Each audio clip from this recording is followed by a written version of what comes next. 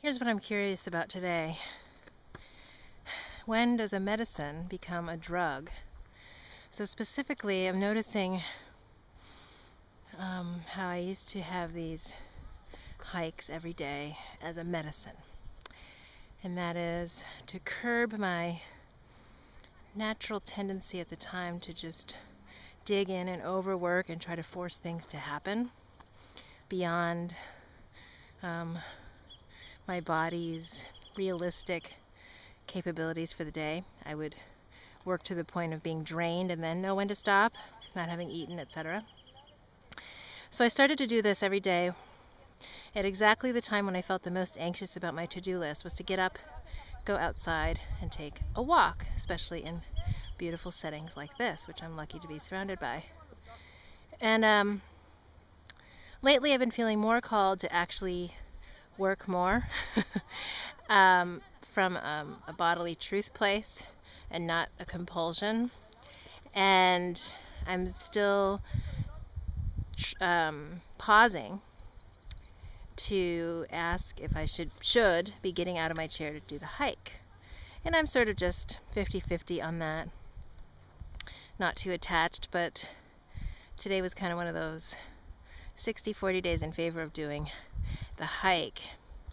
And what I noticed today is that from that practice of giving myself the medicine of the hike, I'm practicing the peaceful mindset, the feeling of calm and spaciousness that nature gives me. And by practicing that feeling, I'm actually starting to be able to bring that feeling into my life and create from that space on a more consistent basis and weave in and out of that while listening to my body. I'm able to take breaks. I'm able to eat regularly. I'm able to flow with whatever unexpected things happen during the day. So once I recognize that, then if I continue to say, no, I must go on this hike, I'm dependent on the hike to get to the feeling of peace and calm and spaciousness that nature gives me, then it becomes a drug that I am addicted to in terms of, not being flexible and adaptable to the specific moment that we're talking about, which is the present moment.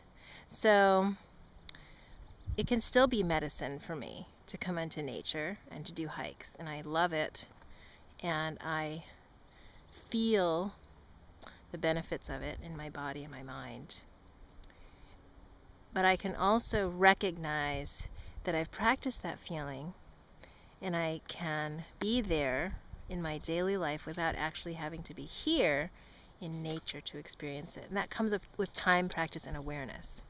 So this fine line between practice and addiction is really interesting to me, especially as I'm kind of thinking about the subject of circumstances and how we want to change our circumstances, change our lives, rearrange the furniture, get a new job, get a new relationship, lose the weight, get a makeover, and kind of work on all of these external elements, when that may be the first step.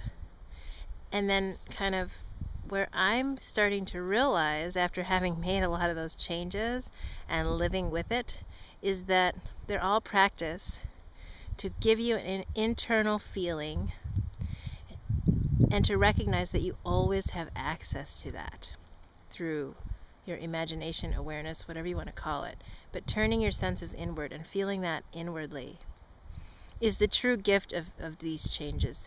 Because I think that the root cause of our suffering, our need to change, is that attachment to external circumstances determining how we feel, and so we're constantly chasing the next circumstance, and it's actually not a very peaceful feeling. We're longing for peace, so we chase these circumstances, and when we realize and practice that internal peace, that we can walk in that space of internal peace through any circumstance.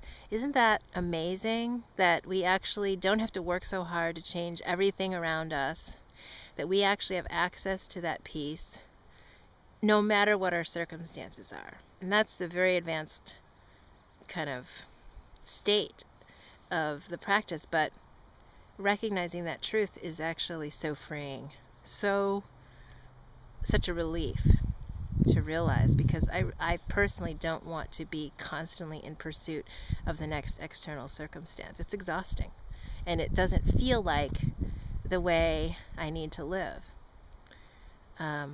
despite the messages that the advertisers would like us to believe. So it's once my life has gotten quiet enough to distinguish between messages that are being sent to me to manipulate my mind versus internal feelings and how I can discipline my mind not to attach to those messages. It's pretty cool. So that's my little learning on the hike today.